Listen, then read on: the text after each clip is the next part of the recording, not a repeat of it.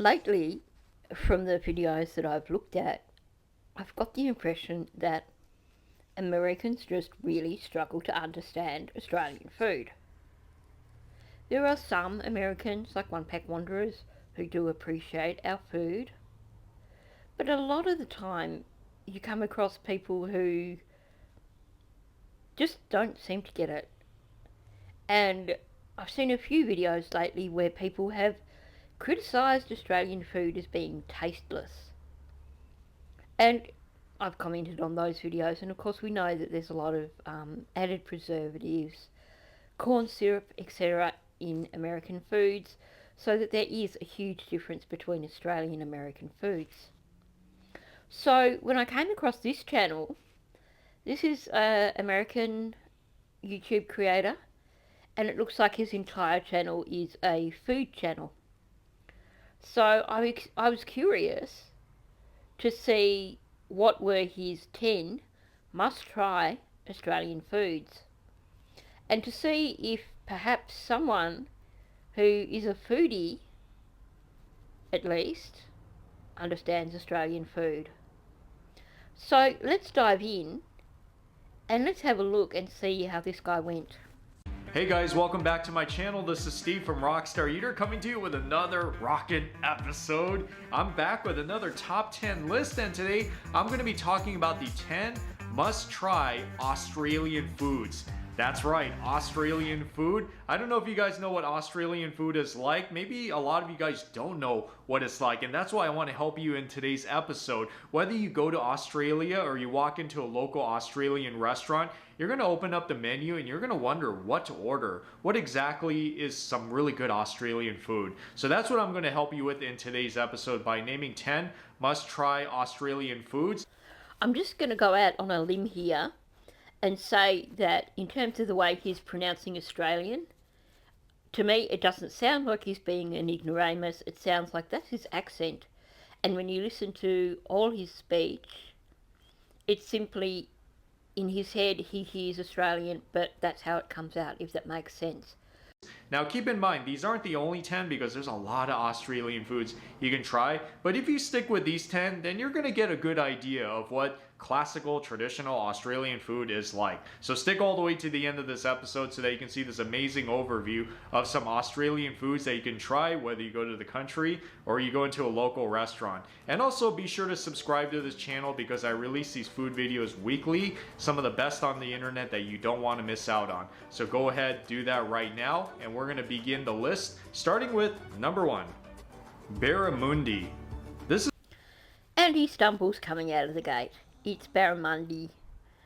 I guess that one I'm not going to put down to accent. This is the most popular fish in Australia. You can find it just about every Australian restaurant around the country, especially those that serve seafood. Okay, it's not my experience of it being the most popular fish in Australia, and I think it must be a regional thing. So it probably is super popular in like Queensland, Northern Territory, maybe Northern New South Wales. But for me, coming from southern states, I would be looking for trevally, flathead, those sort of things. I've never actually had barramundi, so it shows you how very not popular it is in Tasmania, for example. And there are a few ways you can eat it, but it's best pan-fried or seared skin side first. You won't find this too often battered and deep fried, although fish and chips is a popular food in Australia as well. So if you're a seafood fan and you want a really nice fish dish to try in Australia or in a restaurant, then go with the barramundi because this really represents Australian fish at its best.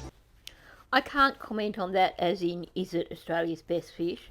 But I'm going to say, it seems like a travesty if you've got freshly caught fish, you just don't deep fry it. So that's probably why you don't see fried barramundi. I think there's a cultural difference there. Maybe in America they are used to frying fresh fish. Here in Australia, if it's fresh, steam it, roast it, just don't fry it. So I am curious. I'd like to hear from people what your favourite type of Australian fish is. That is, if you are a fish eater. I think for me, it would have to be trevally, which is the smaller of the two. You've got trevally and trevally. I think trevally is a smaller one. I love how that's such a lovely sweet flesh.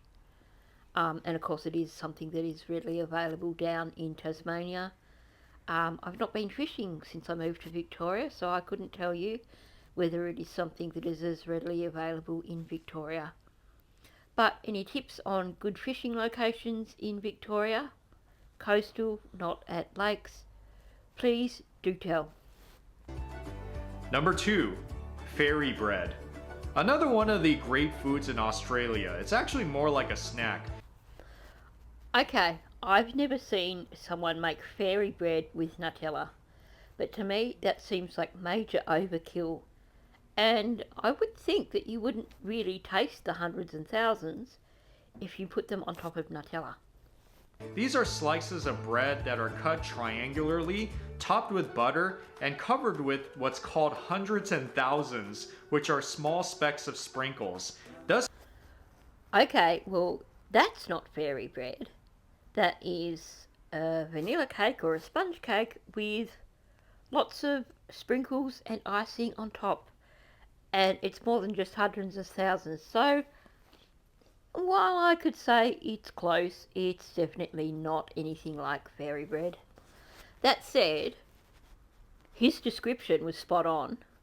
And I'm so glad that he said hundreds and thousands and not sprinkles, because I've seen people try and make fairy bread with sprinkles, and to me they just don't cut it. They just don't have the same effect as hundreds and thousands. Maybe I'm just a purist, but they don't. And I like that he said that it has to be cut in triangles. Well, it doesn't say has to, but he said that it is cut in triangles. Because really, if it's not cut in triangles, it's not really fairy bread, is it? you get the most colorful toast you'll ever eat. You'll see it especially at many kids' parties, and it's easy to make. In fact, you could probably make it at home as well. But if you insisted on eating it in Australia, then hey, it's probably worth the experience. Okay, I do need to correct him there because I just realised that he said the most colourful toast you'll ever have. And if you're not Australian, you're watching this, fairy bread has to be on super crappy, cheap white bread. You know, the kind of stuff that you have fairy bread on. You don't do it on toast, because the whole point of it is that it's all squishy. And if you have it on toast, then you're going to end up with hundreds and thousands all over you, and not a lot of them are going to stay on the toast, especially if your butter melts. Number 3, hamburger with beetroot. Of course we all know hamburgers, it's popular especially in the US. So what makes the Australian version so different? It's really the beetroot that is placed in the burger, along with the local Aussie beef patty. You also got the bun and the cheese, of course. So if you're into hamburgers or cheeseburgers, you should definitely try the Australian version. It's really one of the most popular foods that you'll find all over Australia, so don't miss out on this, burger fans. Okay, I found it interesting that some of those images looked like they were patties with the beetroot in the patty. Possibly he just did a Google search for beetroot burgers or something and they came up like that. As far as it being one of Australia's most popular foods, I'm going to say not so much. A lot of people don't put beetroot in their burgers. You may, if you go to a takeaway store, then you may, if you get a burger with a lot, have beetroot in it. But it's not necessarily something that you're going to have in every single burger. And I certainly wouldn't say that having a burger with beetroot is one of Australia's most popular things. For me, I kind of prefer beetroot in salad. It's okay in a burger, but I kind of like my burgers to be a bit more plain. Maybe I'm just a boring person when it comes to burgers. But, yeah, nah. He's kind of close, but not quite. I think it's just because there has been so much talk about burgers in Australia having beetroot, and how a lot of people kind of stand up for it because it's something that Americans aren't accustomed to. So he's probably interpreting that as, rather than people just saying, yeah, you can have beetroot in burger, that tastes fine. And perhaps he's taking that as people saying, yeah, everybody loves a beetroot burger. Number 4, kangaroo. This is the national animal of Australia, as some of you guys might know. So why not eat it as well? Not too many of us are accustomed to eating kangaroo meat, but it's quite a nice thing to have in Australia, and quite common. You can find it in many markets in the country, and in restaurants of course. It tastes great as barbecue, usually on the medium rare side. I wouldn't recommend eating it well done, as it could dry out fast. So if you are an adventurous eater and want to try some kangaroo meat, then Australia is the place to do it. Now, my dad grew up in the bush, and one thing I was always told growing up, from my grandmother, who used to cook roo, as you know, it was what you did when you lived in the bush back in the 30s, 40s, etc. If someone had gone and got a roo, then yeah, you were going to cook it up.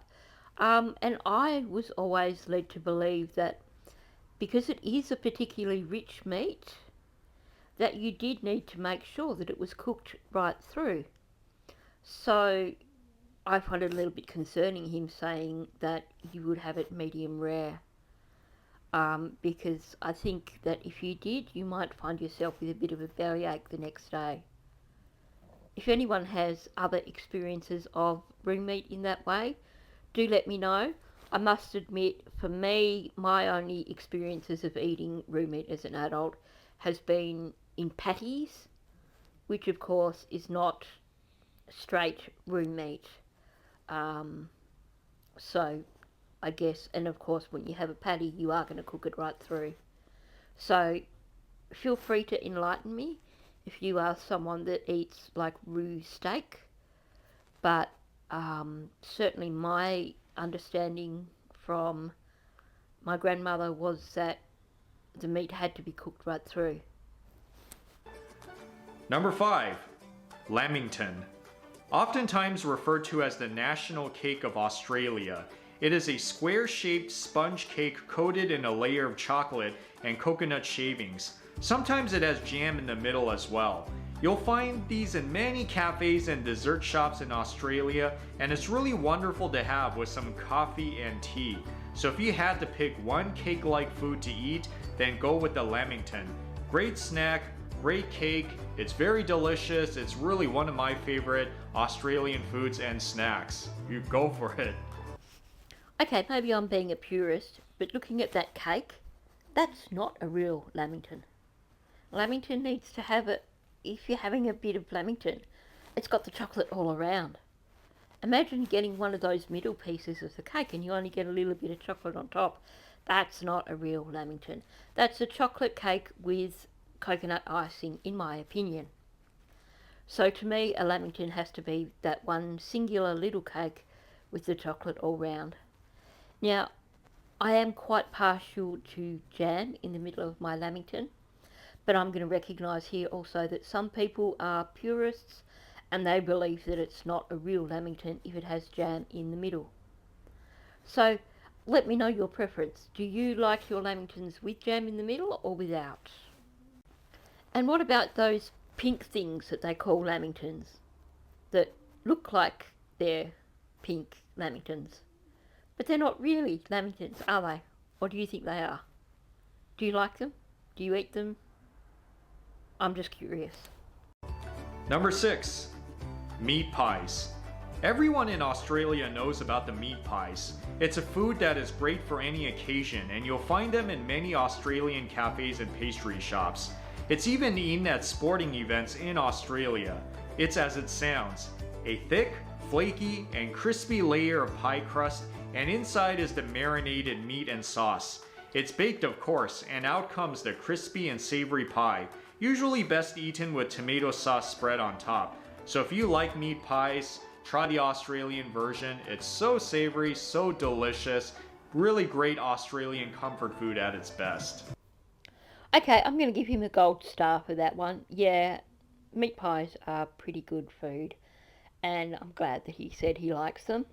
Um, Now, one thing I've learned since I've had this channel is that some people believe that sauce on meat pies is a bit of a travesty, and that if it's a good meat pie, you don't need sauce. For me, having grown up in Tasmania, where a meat pie is a national pie, and if you have a national pie, then you just got to put sauce on it. That's just what you do.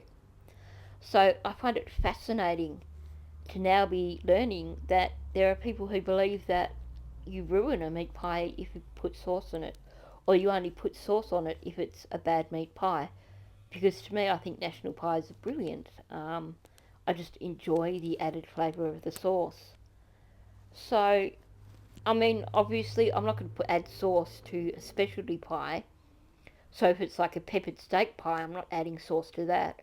But if it's just plain mince, then yeah, I like it with a bit of sauce. So I'm curious to know other people's preferences. Do you like your meat pie with sauce or without? Number 7. Pavlova. People debate whether this dish was invented by New Zealand or Australia, but whatever the case, it's a well-known food in Australia. It's a meringue dessert where the crust is crispy and the inside is soft. It's decorated at times with whipped cream and fruits, especially if it's for special occasions. There are quite a number of desserts you can try in Australia, but if you want to go with something that's pretty big and filling, then Pavlova is the way to go. Who knows, maybe if you're in a restaurant, you might actually have this as your birthday cake on your next special occasion. Okay, so I'll probably give him a 8 out of 10 for that. In saying that it's sometimes with cream and fruit, it would be a pretty boring pav if you didn't add cream and fruit. That's part of the overall thing. It's not a pav if you just have a dry pav. So always with cream and fruit. As far as restaurants, the funny thing is, not a lot of restaurants actually sell pav these days as a dessert. I guess, it is something that is a bit of a specialised thing, and I guess I can always go buy a pre-made one from Woolies, but it's still a bit of a messy thing to have to cut it and everything like that, and I guess a lot of places do go for, more fancy desserts. And as for having it as a birthday cake, no. Sometimes you may decide to have it if you're having a big birthday celebration. You may have it as well as birthday cake. As part of the meal, it may be part of the dessert, but not as a birthday cake. Not that I've ever encountered anyway. Number 8. Sausage rolls. If you try the meat pies, then you also got to try the sausage rolls. It's made in a similar fashion in that instead of the meat filling, you have the sausage filling underneath the pastry. It's crispy on top and so savory because of the sausage meat inside. It's great as a lunch item. Maybe you've tried sausages before, but you've never had them in pastry form. Then why not start here with Australian cuisine, sausage roll, another one of the great comfort foods of Australia. Okay, I have to give him points for adding in the sausage roll because it is pretty damn nice food. And it surprises me that it is not something that you can get in America, something that is a popular food in America, because, we love our sausage rolls. But I do have to correct him here. Yes, it is sausage meat, but it's not the same as sausages. You have the sausage meat, but you prepare it differently. You still add more sauces to it, more spices to it. So it is more than just a sausage in a pastry. Number 9. Barbecue snags. This is another term for sausages. It's especially popular as barbecue, which is worth mentioning. Australian barbecue is known for its many choices of meats, and one of them you should try is the sausage. It's thin and long, made of beef or pork and marinated with spices from all around the world, and it is oftentimes eaten in a roll or bread with your favorite sauce, kind of like an American hot dog. So try some snags today, especially if you are a sausage fan. Okay, I've gone through the whole it's not a hot dog, it's a sausage so many times. To me, there is a huge, huge difference, and I certainly wouldn't compare a snag with an American hot dog. In terms of barbecue sausages, it's going to be in bread. If you have a barbecue sausage and you put it in a roll, you're a heathen, in my opinion. Sorry. Interesting that he said, we barbecue a lot of meats. Because for the most part, we're kind of a bit lazy when it comes to barbecues. We might have kebabs, we might have sausages, we might have burgers. Some people might be really crazy and go for a steak. But, most of the time we're pretty relaxed about our barbecues and we don't go with a huge range of meat. But America, please stop saying that our sausages are like the American hot dog. They are two totally different things. And finally, number 10, Veggiemite on toast. Oh my gosh, is this guy trying to kill people? Look at the amount of Vegemite on that toast. If that is toast, it looks like that's actually bread. But, oh my gosh, if there's any margarine on there, I can't even see it. And just, wow, that's a lot of Vegemite. This is why people in America say that they don't like Vegemite, because they see images like this and they think that's what you do. Slather it on like Nutella and go for it. And actually, I can tell by looking at the knife, there's no margarine or butter on that bit of bread. That is all Vegemite. So, epic fail there. Another one of the great foods of Australia. It's this thick, dark, brown paste that can be enjoyed for many occasions like breakfast, lunch, or tea time. You take the spread and put it on top of the toast. Spread it around nicely and you have what's equivalent to American peanut butter toast, but of course with a much different taste. This is as Australian as it gets. So if you like toast and you want to try an awesome snack that is well known all around Australia, then Vegemite on toast is something that you definitely need to try. Sure, try Vegemite on toast, but not like you see in any of these images here. You should have at least 2 parts butter to 1 part Vegemite, and I don't mean put in half a tub of butter and then a full tub of Vegemite. I mean that you should pretty much still be able to see the toast through the Vegemite, because it is super salty, it is super strong. You lather it on your toast, especially if you're a rookie, it's going to kill you. Not literally, but you know what I mean. I will say for rookies, or anyone really, my favourite way of having Vegemite is on crumpets, because then you have the Vegemite and the butter just melted right through, and it is easier to spread it on crumpets. If you are someone from overseas watching this video and you're thinking, well, how much should I put on of the Vegemite? I probably should have mentioned there is a video in my playlist that shows you how to do Vegemite on toast. Given that he's not actually Australian, I think he actually did pretty well with this video. I disagree with Baramundi in terms of I wouldn't have considered it to be the best fish in Australia. I've never had barramundi though. I come from the southern part of Australia where barramundi isn't really a thing. I will say you forgot Tim Tams, but I guess he's coming at this from the perspective of things that you cook. So maybe that's why he left Tim Tams out. He did lose points with me in terms of comparing snags with American hot dogs. and the Vegemite was a bit of a miss there too. But overall, I thought this was quite a good video, and I thought it was actually quite informative. I think with a few tweaks, I think this is a good representation of foods that people may be interested in trying when they come to Australia. So thanks for watching. Please remember to hit the like, and if you're new to my channel, please subscribe and leave comments below. What did you think of this video, and which of these foods did you agree with as being must try Australian foods?